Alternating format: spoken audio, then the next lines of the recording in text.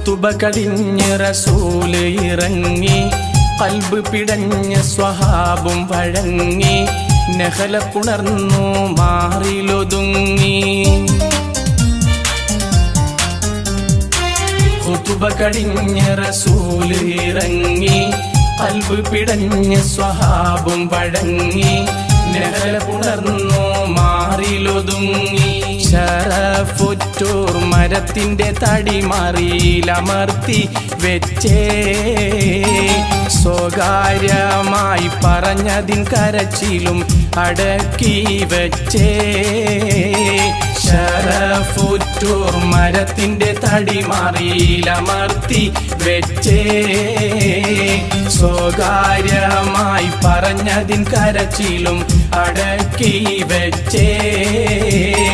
ഒരു നാളിൽ മദീനത്തെ